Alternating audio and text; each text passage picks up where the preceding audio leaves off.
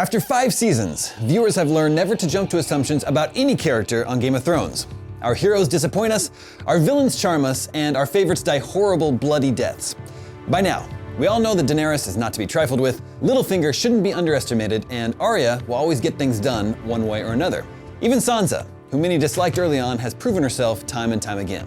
But there are still some characters who never quite get their due, even though they've proven themselves to be capable players. This list looks back at the characters who remain underrated, and who we think will end up having a bigger role to play down the road. Spoilers through Season 5 ahead.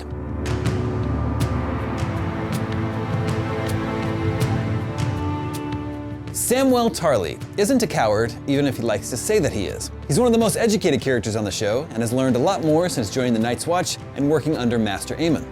As more magical forces come into play, from White Walkers to dragons, Sam's knowledge of the past is definitely going to come in handy. But more than that, he's learned political maneuverings as well, and what makes a good leader. At the end of Season 5, he left Castle Black with Gilly to investigate more at the Citadel. With Jon Snow betrayed by the men of the Night's Watch and maybe permanently dead, Sam is one of the few people left alive who knows the gravity of the situation in the North and has some hope of stopping it. So stop calling yourself a coward, Samwell Tarly, because you're one of the most important people on this show. We know Podrick started out as a bit of a lump, but Tyrion's squire, who went on to be Brienne's squire, proved himself to be useful in identifying house sigils, irresistible to the ladies, and someone who at least puts his heart into his fighting. Add to that, he's the rare comic relief on a show that is often ultra serious, and Pod is a guy we miss when he's not around.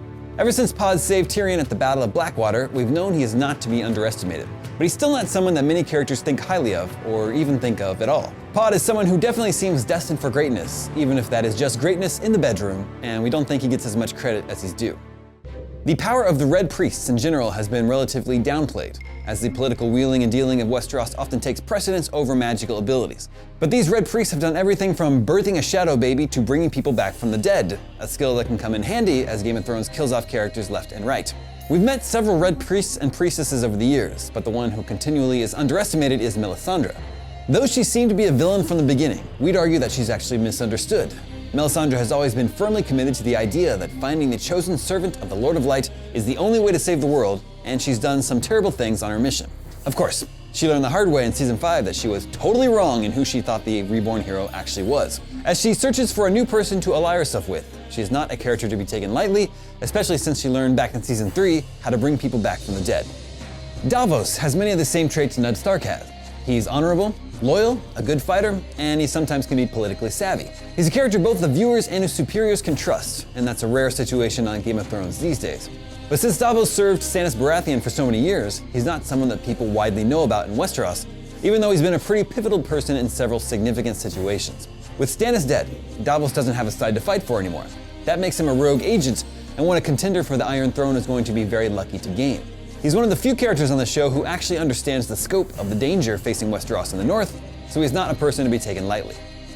Remember Bran, the crippled Stark who is traveling with Hodor? He's been absent from Game of Thrones for a season, but don't worry, he's coming back and he'll be stronger than ever in Season 6. Since most characters on Game of Thrones think Bran and his younger brother Rickon are dead, he's become something of an afterthought on the show.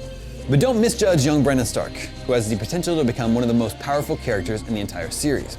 We left him right after he met the Three-Eyed Raven, a mysterious person who'd been communicating with Bran through dreams, and chances are they didn't spend their season off sweeping up that skeleton-filled cave. If the Three-Eyed Raven can teach Bran more dangerous magical abilities than just warging, he could be a game changer in the wars to come. Those are a few characters we think are underrated in Game of Thrones. Do you agree? Let us know in the comments, and for more on Game of Thrones, stay tuned to IGN.